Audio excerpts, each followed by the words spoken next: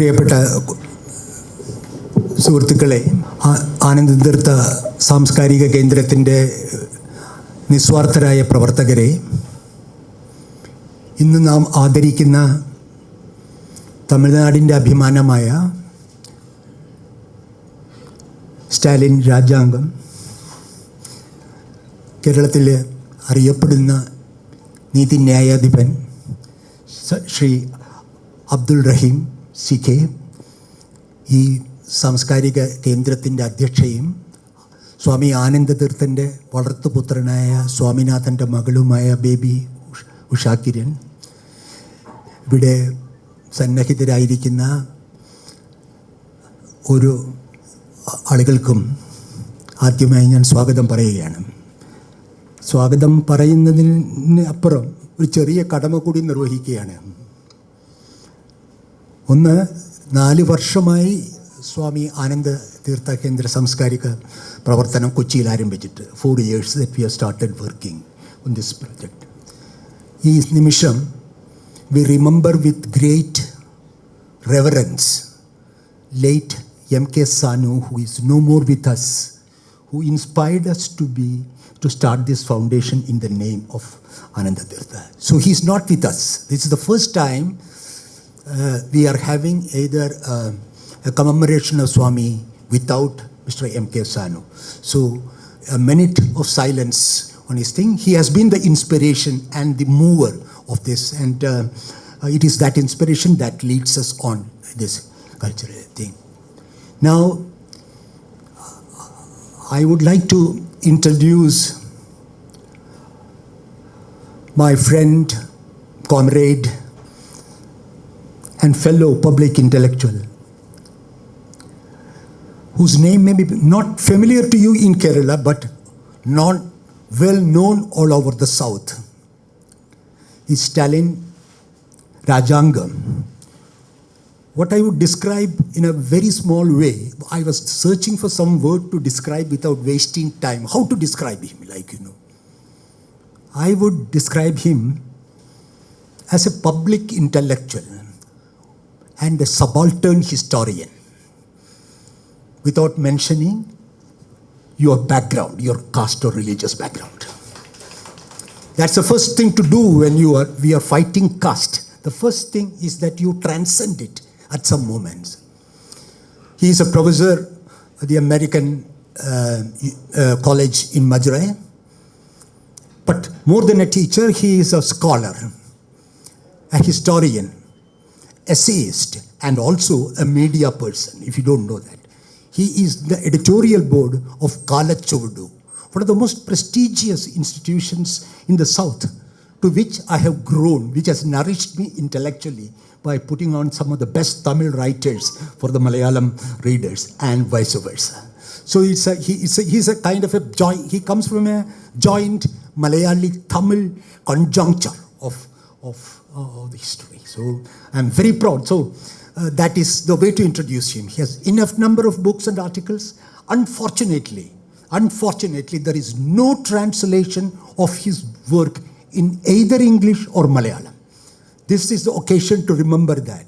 And I assure you, comrade, that we will definitely bring out a Malayalam or English translation of your work here. That will be part of the duty of the Ananda Tirthan Samskarika Kendram.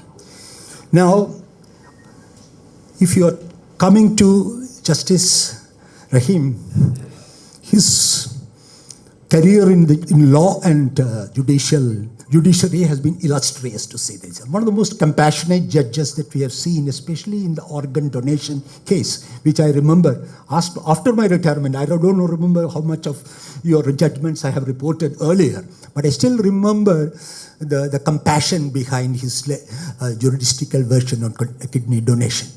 And then I also remember he left the judiciary during a very harsh time, if you remember, during the COVID, at the height of COVID. But he still remembered, and he is liked by the bar, the bench, and the public in Kerala. So thank you, sir, for coming here. And now, there is one more thing I want to tell you. he will be speaking in Tamil. I am sure he's speaking. I have heard him only in Tamil. And he has written for English periodicals like The Wire, The Hindu, and things like that, which I follow. But he will be speaking, I suppose, in Tamil. And his Tamil is so eloquent and so close to our Malayalam literature that I don't no need to translate it. Perhaps if there is a need, Hema would come and summarize it for those who have not been able to make a bigger thing. So I won't take your time. This is the conjuncture, this is the promise, and this is the welcome we offer you. Thank you. വേദിയിലിരിക്കുന്ന ബഹുമാനപ്പെട്ട justice CK Abdul റഹീം, നമ്മുടെ ഇന്നത്തെ മുഖ്യാതിഥി award വിന്നറായ professor Stalin Rajangam, doctor Radhakrishnan Nair, advocate DG Suresh,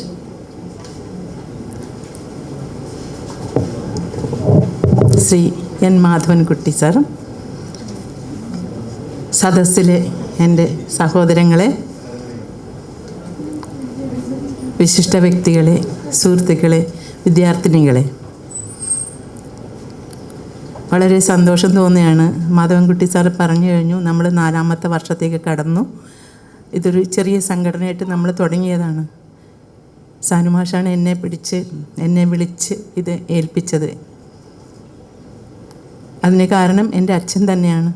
അച്ഛനെ 3 വയസ്സ് തുടങ്ങി സ്വാമിജി എടുത്തു കൊണ്ടുപോയി അവിടെ ആശ്രമത്തിൽ ചേർത്ത് പഠിപ്പിക്കുകയായിരുന്നു.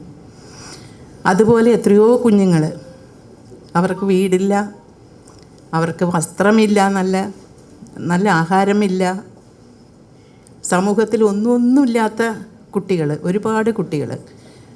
അവർക്കുള്ള പേരുകൾ വളരെ വികൃതമായ പേരുകളും തന്നെയായിരുന്നു.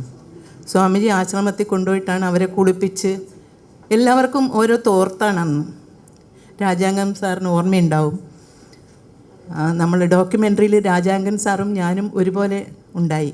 പക്ഷേ 2 സമയത്തായതുകൊണ്ട് ഞങ്ങൾ തമ്മിൽ കണ്ടിട്ടില്ല.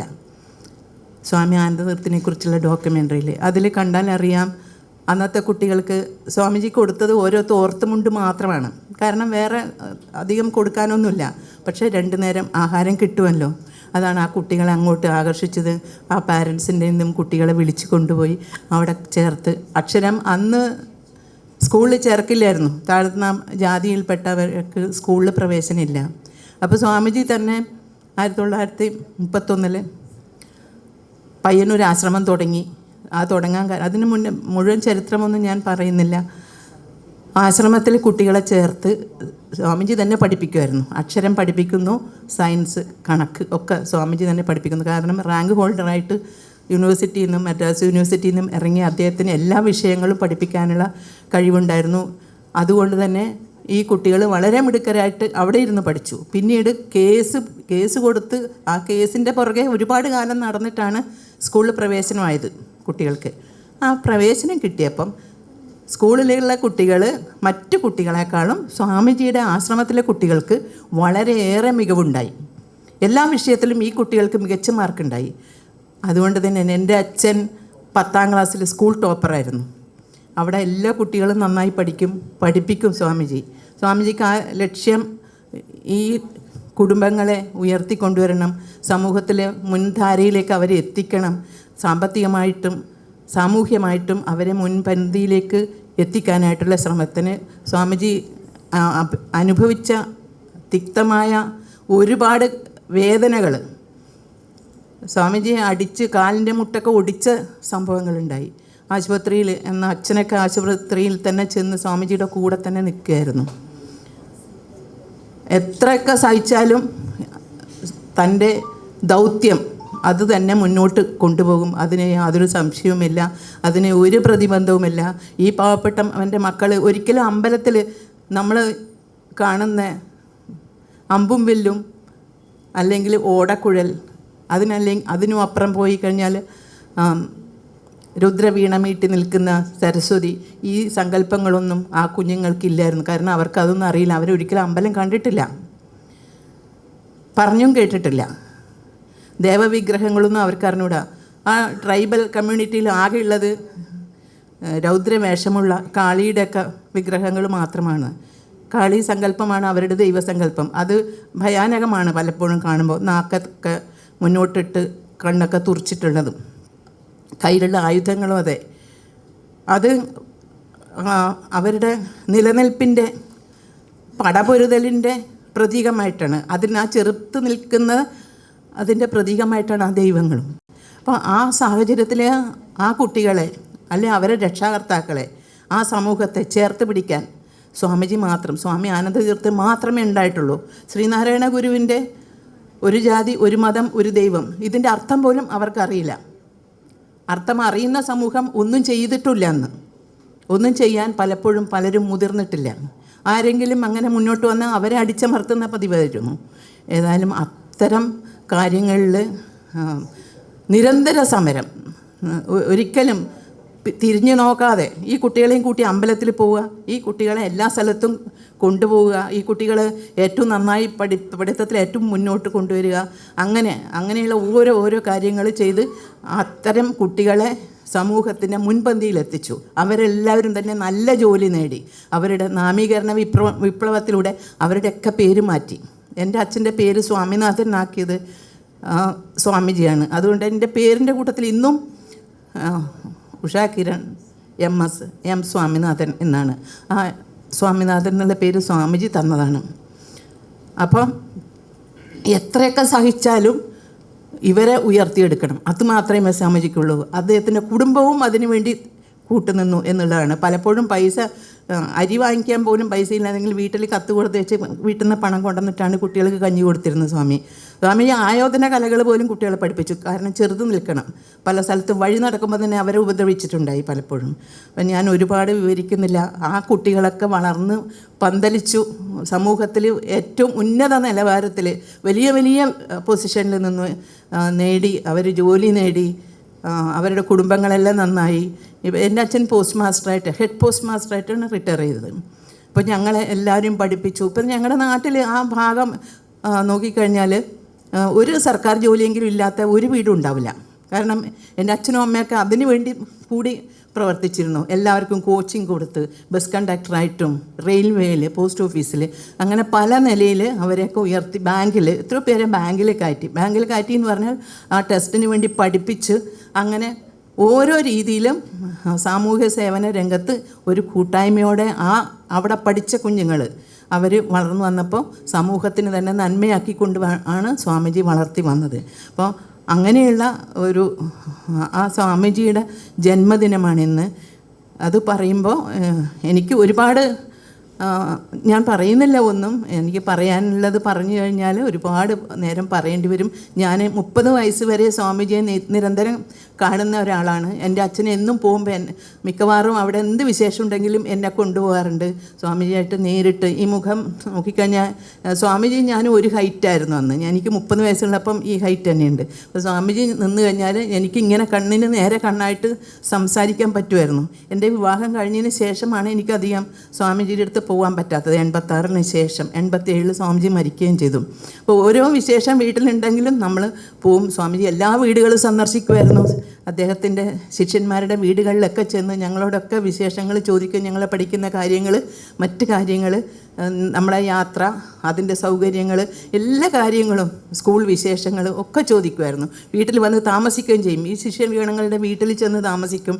ഒരു ദിവസമൊക്കെ താമസിച്ച് എല്ലാ കാര്യങ്ങളും അറിയും. അതിന് വേണ്ടിയിട്ട് എത്ര യാത്ര ചെയ്താലും സ്വാമിജിക്ക് മതിയാവില്ല. ഒരു ഇൻസിഡൻറ്റ് മാത്രം ഞാൻ പറയാം. ഒരിക്കൽ യാത്രയിൽ വീട്ടിൽ നിന്ന് കണ്ണൂരിലേക്ക് 14 കിലോമീറ്റർ ഉണ്ട്. യാത്രയിൽ പോകുമ്പോൾ വഴിയിൽ നിന്ന് ആരോ പറഞ്ഞു സ്വാമിജി ട്രെയിനിലുണ്ടെന്ന്. ഉടനെ ഞാൻ ചെറുതാണ്, 5 വയസ്സേ ആയിട്ടുള്ളൂ, 1-ാം ക്ലാസ്സിൽ പഠിക്കുന്നു. അപ്പോൾ അച്ഛൻ എൻ്റെ കയ്യിൽ 2 രൂപ നോട്ട് എടുത്ത് തന്നു. എനിക്കന്ന് 2 രൂപയുടെ വിലയൊന്നും അറിയില്ല. അത് 2 രൂപയാണെന്ന് അച്ഛൻ പറഞ്ഞു, എൻ്റെ കയ്യിൽ തന്നു.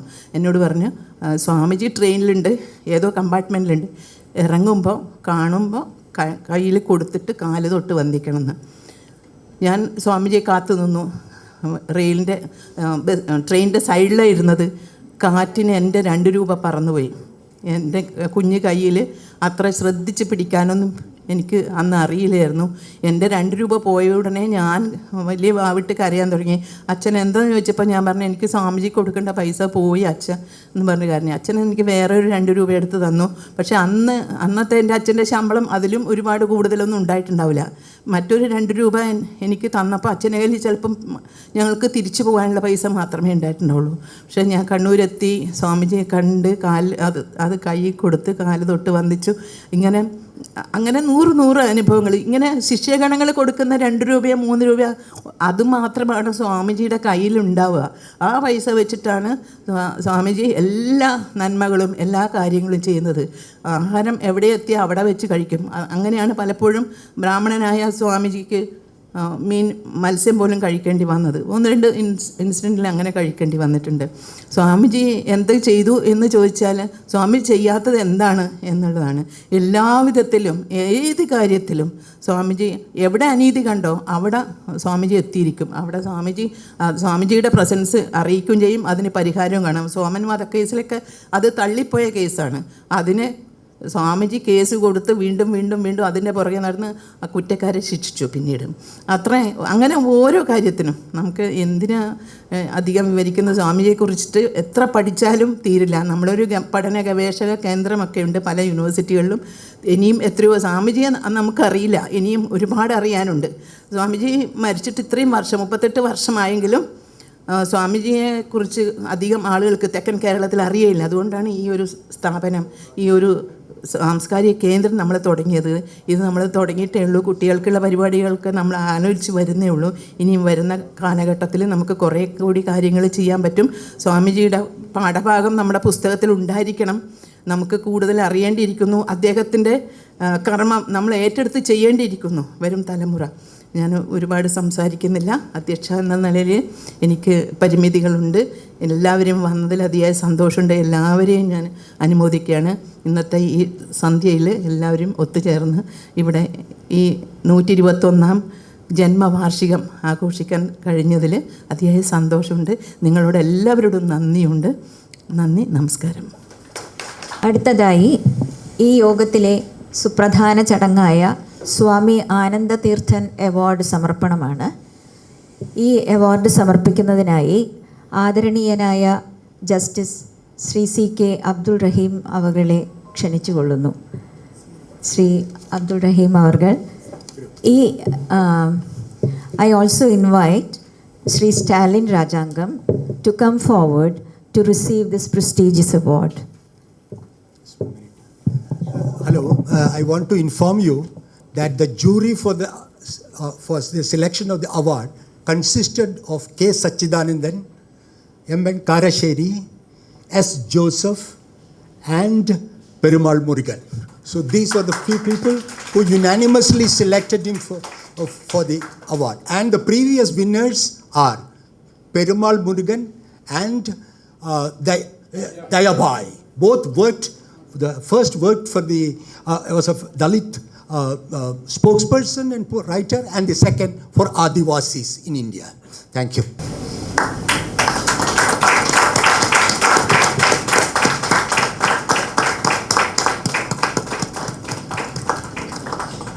Memento. Sir, memento. Memento.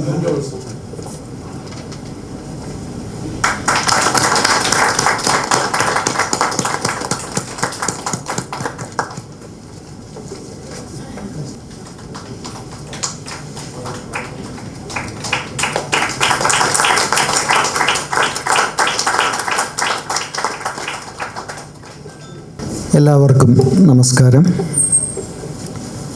യോഗത്തിൽ അധ്യക്ഷത വഹിക്കുന്ന ബഹുമാനിയായ ഡോക്ടർ ഉഷ കിരൺ, ഈ ആനന്ദതീർത്ഥൻ അവാർഡ് ഏറ്റുവാങ്ങുന്ന പ്രശസ്ത തമിഴ് സാഹിത്യ പത്രപ്രവർത്തക രംഗത്തെ പ്രഗത്ഭനായ ശ്രീ സ്റ്റാലിൻ രാജാംഗം, ബഹുമാന്യനായ N. Madhavankutty, advocate doctor Radhakrishnan Nair, DG Suresh, advocate Hema, വേദിയിലും സദസ്സിലുമുള്ള മറ്റ് പ്രമുഖ വ്യക്തിത്വങ്ങളെ, സ്വാമി ആനന്ദ തീർത്ഥൻ ഫൗണ്ടേഷൻ്റെ ബഹുമാന്യരായ ഭാരവാഹികളെ. മിസ്റ്റർ മാധവൻകുട്ടി ഇവിടെ പറഞ്ഞപ്പോൾ അദ്ദേഹത്തിൻ്റെ സ്റ്റാലിൻ രാജാംഗത്തിൻ്റെ ലിറ്റററി വർക്കുകളൊന്നും മലയാളത്തിലോ ഇംഗ്ലീഷിലോ ട്രാൻസ്ലേറ്റ് ചെയ്യപ്പെട്ടിട്ടില്ല. അദ്ദേഹം ഒരു തമിഴ് മാധ്യമത്തിലെ എഴുത്തുകാരനാണെന്ന് പറഞ്ഞു. അപ്പോൾ ഞാൻ ആലോചിക്കുകയായിരുന്നു, അദ്ദേഹം കൂടെ ഉൾപ്പെടുന്നൊരു വേദിയിൽ better to speak in English. പക്ഷേ അദ്ദേഹത്തോട് ഞാൻ ചോദിച്ചു, ക്യാൻ യു അണ്ടർസ്റ്റാൻഡ് മലയാളം? അദ്ദേഹം പറഞ്ഞു, എനിക്ക് വളരെ നന്നായിട്ട് മലയാളം മനസ്സിലാകും എന്ന് പറഞ്ഞു. അപ്പോൾ ഞാൻ വിചാരിച്ചു എൻ്റെ സംസാരം മലയാളത്തിൽ തന്നെ ആക്കാം. 121 വർഷങ്ങൾക്ക് മുമ്പ് നമ്മുടെ സംസ്ഥാനത്ത് ജനിച്ച 1905 മുതൽ 1987 വരെ ഇവിടെ ജീവിച്ച ഒരു മഹാരഥനെ,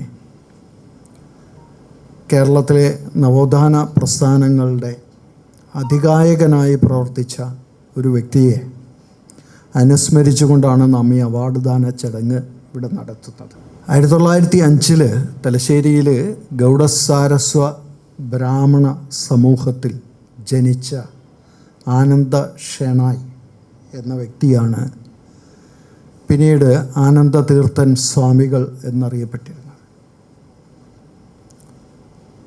അദ്ദേഹത്തിൻ്റെ ജീവിതത്തെപ്പറ്റിയും അദ്ദേഹത്തിൻ്റെ ചര്യകളെപ്പറ്റിയും ബഹുമാനിയായ അധ്യക്ഷ ഇവിടെ വളരെ സവിസ്തരം പ്രസ്താവിക്കുകയുണ്ടായി. അദ്ദേഹത്തിൻ്റെ ജീവചരിത്രത്തിലൂടെ ഒന്ന് കണ്ണോടിച്ചപ്പോഴേ എനിക്ക് മനസ്സിലാകുന്നത്, ദളിതരോടുള്ള ആഭിമുഖ്യവും ദളിതർക്ക് വേണ്ടി പ്രവർത്തിക്കാനുള്ള പ്രചോദനവും സ്വാമികൾക്ക് ആദ്യമായി കിട്ടിയത് രാഷ്ട്രപിതാവിൽ നിന്നാണ്, മഹാത്മജിയിൽ നിന്നാണ്.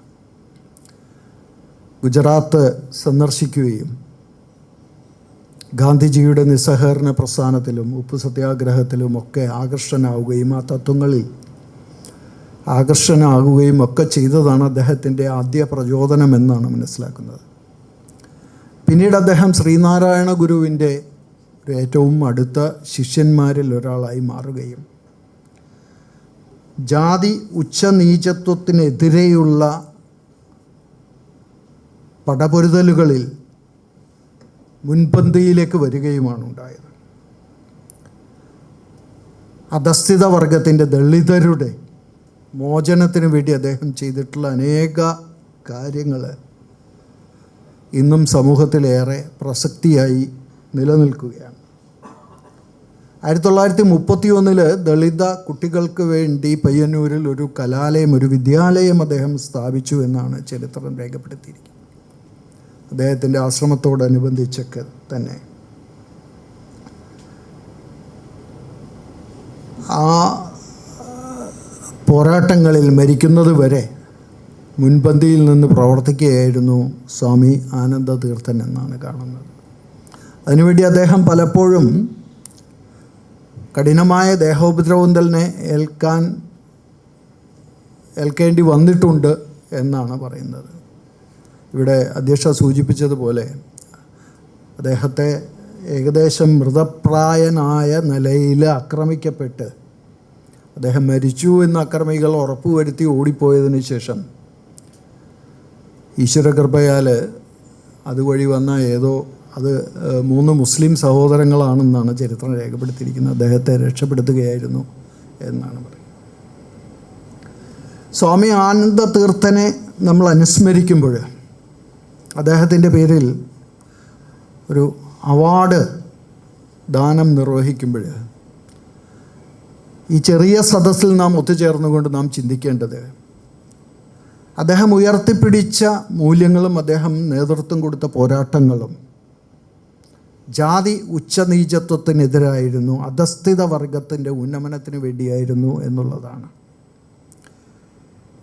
ഇത് സമൂഹത്തിൽ ഇന്നും പ്രസക്തിയുള്ളൊരു വിഷയമാണോ ഇല്ലയോ എന്നുള്ളൊരു ചിന്ത ഇത്തരുണത്തിൽ വളരെ പ്രസക്തമാവുകയാണ്. ജാതി വിവേചനം സമകാലീന കാലഘട്ടത്തിലും വലിയൊരളവ് വരെ, അല്ലെങ്കിൽ മത സ്പർദ്ധകളും മതമൗലികവാദങ്ങളും ജാതി ചിന്തകളും ജാതി വിവേചനങ്ങളുമൊക്കെ സമകാലീന കാലഘട്ടത്തിലും ഒരു വലിയ അളവ് വരെ നിലനിൽക്കുന്നൊരു സാമൂഹിക അന്തരീക്ഷത്തിലാണ് നാമൊക്കെ ജീവിക്കുന്നത്. അവിടെ പ്രസക്തമായി നിൽക്കുന്നത് കഴിഞ്ഞൊരു നൂറ്റാണ്ടിൽ ജീവിച്ച ആചാര്യന്മാർ അതിനെതിരെ നടത്തിയ പോരാട്ടങ്ങളാണ്. ആ പോരാട്ടങ്ങൾ ഉയർത്തിപ്പിടിക്കുന്നത് സമത്വത്തിൻ്റേതായ വലിയ സന്ദേശങ്ങളാണ്. ആ സമത്വത്തിൻ്റേതായ സന്ദേശങ്ങൾ മാനവിക മൂല്യങ്ങളുടെ ഉദാത്തമായ പ്രചോദനങ്ങളും പ്രവർത്തനങ്ങളുമാണ്. ആ സാമൂഹിക തത്വങ്ങൾ ഉയർത്തിപ്പിടിക്കുന്നത് സാമൂഹിക നീതിയുടെ, സാമൂഹിക സന്തുലതയുടെ, സാമൂഹിക സമത്വത്തിൻ്റെയൊക്കെ സന്ദേശങ്ങളാണ് എന്നുള്ളത്. അത് നമ്മുടെ രാജ്യത്ത് വളരെ പ്രസക്തിയുള്ള സന്ദേശങ്ങളാണെന്ന് പറയാതിരിക്കാൻ നിവൃത്തിയില്ല. പ്രത്യേകിച്ചും ഇന്ത്യ പോലെയുള്ളൊരു ബഹുസ്വര സമൂഹത്തിൽ നാനാ ജാതികൾ ഉൾക്കൊള്ളുന്ന, നാനാ വിഭാഗങ്ങളുള്ള, നാനാ ഭാഷകൾ സംസാരിക്കുന്ന, വിവിധ ആചാര അനുഷ്ഠാനങ്ങളിൽ വിശ്വസിക്കുന്ന, വിവിധ വേഷവിധാനങ്ങൾ ധരിക്കുന്ന, അങ്ങനെ വൈവിധ്യമാർന്ന ഒരു ജനസമൂഹമാണ് ഇന്ത്യ എന്ന രാജ്യത്തുള്ളത്. നമുക്ക് സ്വാതന്ത്ര്യ സമരത്തിന് ശേഷമുള്ള ഇന്ത്യ എന്ന രാജ്യത്തിൻ്റെ രൂപീകരണത്തിൻ്റെ ചരിത്രത്തിലേക്ക് കടന്നു നോക്കുമ്പോൾ എങ്ങനെയാണ് ഈ ഇത്ര വൈവിധ്യമാർന്നൊരു രാജ്യം ഒറ്റക്കെട്ടായി ഒരു റിപ്പബ്ലിക്കായി രൂപീകരിക്കപ്പെട്ടത് എന്നുള്ള ഒരു ചിന്ത വളരെ പ്രസക്തമാവുകയാണ്. ബ്രിട്ടീഷ് ഭരണ അധീശത്വത്തിൻ്റെ കീഴിൽ നാം ഇന്ന് കാണുന്ന ഇന്ത്യയും പാകിസ്ഥാനും ബംഗ്ലാദേശും ഒക്കെ ഉൾക്കൊള്ളുന്ന വലിയൊരു ഭൂപ്രദേശം, ചരിത്രം രേഖപ്പെടുത്തുന്ന 6000-ൽ പരം രാജ്യങ്ങളായിരുന്നു ആ ഭൂപ്രദേശം എന്നുള്ളതാണ്. സ്വാതന്ത്ര്യ ലബ്ധിയോടുകൂടി ഇന്ത്യയും പാകിസ്ഥാനും ബംഗ്ലാദേശും ഒക്കെ ഇന്ത്യ വിട്ടു പോയപ്പോഴും ആയിരക്കണക്കിന് രാജ്യങ്ങൾ ഉൾക്കൊള്ളുന്ന ഇന്ത്യ എന്ന ഭൂപ്രദേശത്തെ എങ്ങനെ ഒരു പരമാധികാര റിപ്പബ്ലിക്കാക്കി മാറ്റാം എന്നുള്ളതായിരുന്നു സ്വതന്ത്ര ഇന്ത്യ നേരിട്ട ഏറ്റവും വലിയ വെല്ലുവിളി എന്ന് പറയുന്നത്. ആ വെല്ലുവിളി ഏറ്റെടുത്തുകൊണ്ട് അതിൻ്റെ പൂർത്തീകരണത്തിന് വേണ്ടി പ്രവർത്തിച്ചത് ഇന്ത്യൻ ഭരണഘടനയുടെ നിർമ്മാണത്തിൽ ഏർപ്പെട്ട വ്യക്തികളാണ്. ഭരണഘടനാ നിർമ്മാണത്തിന് വേണ്ടി രൂപീകരിക്കപ്പെട്ട കോൺസ്റ്റിറ്റ്യൂവൻ്റ് അസംബ്ലി ഭരണഘടനാ നിർമ്മാണ സഭയാണ്. 2 വർഷക്കാലം, സുദീർഘമായ 2 വർഷക്കാലം 160-ൽ പരം മീറ്റിങ്ങുകൾ കൂടിയെന്നാണ് പറയുന്നത്. ഓരോ മീറ്റിങ്ങുകളും ദിവസങ്ങളോളം തന്നെ നീണ്ടു നിന്നു എന്നാണ് പറയുന്നത്. കൂലങ്കഷമായ ചിന്തകൾക്ക്, വാദപ്രതിവാദങ്ങൾക്ക്, പലപ്പോഴും വോട്ടിങ്ങിന് ഇട്ടുകൊണ്ടാണ് പല കാര്യങ്ങളും കോൺസ്റ്റിറ്റ്യൂവൻ്റ് അസംബ്ലി തീരുമാനിച്ചത്. അവിടെയൊക്കെ ആശയ രൂപീകരണത്തിൻ്റെ ഭാഗമായി ഇന്ത്യ എന്ന് പറയുന്ന രാജ്യത്തിൻ്റെ രൂപീകരണം ഏതടിസ്ഥാനത്തിൽ, ഏത് തത്വങ്ങളിൽ, ഏത് സാമൂഹിക വ്യവസ്ഥിതികളിലായിരിക്കണം ഈ രാജ്യം രൂപീകരിക്കപ്പെടേണ്ടതെന്നുള്ള കൂലങ്കഷമായ ചിന്തകളുടെ ഒരു അനന്തര ഫലമായി ഇന്ത്യൻ കോൺസ്റ്റിറ്റ്യൂഷനെ അഡോപ്റ്റ് ചെയ്യുമ്പോൾ, ഒരു റെസൊല്യൂഷൻ മുഖാന്തരം ഇന്ത്യൻ കോൺസ്റ്റിറ്റ്യൂഷനെ ഇന്ത്യൻ ജനത അഡോപ്റ്റ് ചെയ്യുമ്പോൾ, അവിടെ ഞാൻ ഇന്ത്യൻ ജനത എന്ന് പറയുന്നതിന് വളരെ പ്രസക്തിയുണ്ട്. കാരണം ഇന്ത്യൻ കോൺസ്റ്റിറ്റ്യൂഷൻ തുടങ്ങുന്നത് നിങ്ങൾക്കറിയാം പ്രിയാമ്പിളിലൂടെയാണ്. മറ്റു രാജ്യങ്ങളുടെ കോൺസ്റ്റിറ്റ്യൂഷനേക്കാൾ വിഭിന്നമായിട്ട് ഇന്ത്യൻ കോൺസ്റ്റിറ്റ്യൂഷൻ്റെ പ്രത്യേകത പ്രിയാമ്പിൾ ഇന്ത്യൻ കോൺസ്റ്റിറ്റ്യൂഷൻ്റെ ഭാഗമാണെന്നുള്ളതാണ്. It is part of the constitution. ഇന്നും ലോകത്തെ ഏറ്റവും ബൃഹത്തായ ഒരു കോൺസ്റ്റിറ്റ്യൂഷൻ, ഇന്നും ലോകരാജ്യങ്ങളുടെ മുമ്പിൽ ജനാധിപത്യ വ്യവസ്ഥിതിയുടെ ഏറ്റവും മകുടമായ ഉദാഹരണമായി നിലനിൽക്കുന്ന ഇന്ത്യൻ കോൺസ്റ്റിറ്റ്യൂഷൻ. ആ കോൺസ്റ്റിറ്റ്യൂഷൻ്റെ പ്രിയാമ്പിൾ തുടങ്ങുന്നത് തന്നെ V the people of India എന്ന വാചകത്തോടു കൂടിയാണ്. അവിടെയാണ് ഞാൻ പറഞ്ഞ ഇന്ത്യൻ ജനത, അല്ലെങ്കിൽ ഇന്ത്യൻ ജനതയുടെ ഇന്ത്യ എന്ന മഹാരാജ്യത്തിൻ്റെ രൂപീകരണത്തിൻ്റെ പശ്ചാത്തലത്തിൻ്റെ പ്രസക്തി വരുന്നത്. കോൺസ്റ്റിറ്റ്യൂവൻ്റ് അസംബ്ലിയിൽ ഏറ്റവും കൂടുതൽ ഡിബേറ്റ് ചെയ്യപ്പെട്ട ഒരു വസ്തുതയായിരുന്നു കോൺസ്റ്റിറ്റ്യൂഷൻ്റെ preamble. We the people of India എന്ന വാചകത്തിൽ തുടങ്ങണമോ അതോ in the name of God എന്ന് പറഞ്ഞ് തുടങ്ങണമോ എന്നുള്ളത് ഏറ്റവും കൂടുതൽ തർക്കിക്കപ്പെട്ട ഒരു വിഷയമായിരുന്നു. അവസാനം വോട്ടിങ്ങിലൂടെയാണ് we the people of India എന്ന് വേണം പ്രിയാമ്പിൾ ആരംഭിക്കാൻ എന്നുള്ള ഒരു തീരുമാനത്തിലേക്ക് എത്തിയത്. We the people of India having solemnly resolve to constitute India as a sovereign socialist secular democratic republic എന്ന് പറയുമ്പോൾ ഇന്ത്യ എന്ന രാജ്യത്തിൻ്റെ രൂപീകരണത്തിൻ്റെ ലക്ഷ്യബോധം അല്ലെങ്കിൽ ഇന്ത്യ എന്ന രാജ്യം നിലനിൽക്കുന്നത് അല്ലെങ്കിൽ രൂപീകരിക്കപ്പെടുന്നതിൻ്റെ ആശയഗതികൾ മുഴുവൻ അതിലേക്ക് സ്വാംശീകരിച്ചിരിക്കുകയാണ്. അങ്ങനെ സ്വാംശീകരിക്കപ്പെട്ട പ്രിയാമ്പിളും ഇന്ത്യൻ കോൺസ്റ്റിറ്റ്യൂഷനും ഉയർത്തിപ്പിടിക്കുന്ന മൂല്യങ്ങളായ സോവറിനിറ്റിയും സോഷ്യലിസവും സെക്കുലറിസവും ഡെമോക്രസിയും എല്ലാം എന്തുകൊണ്ട് ആചരിക്കപ്പെടുന്നു അല്ലെങ്കിൽ എന്തുകൊണ്ട് നിലനിൽക്കപ്പെടുന്നു അല്ലെങ്കിൽ എന്തുകൊണ്ട് അതിന് പ്രസക്തി വന്നു എന്ന് പറയുമ്പോൾ അങ്ങനെയുള്ളൊരു ചിന്തയിലേക്ക് കിടക്കുമ്പോൾ ഞാൻ ആദ്യം പറഞ്ഞ ഇന്ത്യയുടെ വൈവിധ്യമാണ് അതിന് കാരണം. ആ വൈവിധ്യങ്ങളിൽ ജാതി വ്യവസ്ഥകൾ, മതവിവേചനങ്ങൾ, ആചാരാനുഷ്ഠാനങ്ങളുടെ വ്യതിയാനങ്ങൾ, വേഷഭൂഷാദികളുടെ വ്യത്യാസങ്ങൾ, ഇതെല്ലാത്തിനെയും ഒന്നായി കാണാൻ ഏകത്വത്തിൽ നാനാത്വത്തിൽ ഏകത്വത്തെ കണ്ടെത്താനുള്ള വലിയൊരു പരിശ്രമമാണ് ഇന്ത്യ എന്ന രാജ്യത്തിൻ്റെ രൂപീകരണത്തിൻ്റെ അടിസ്ഥാനമായിട്ടുള്ളത്.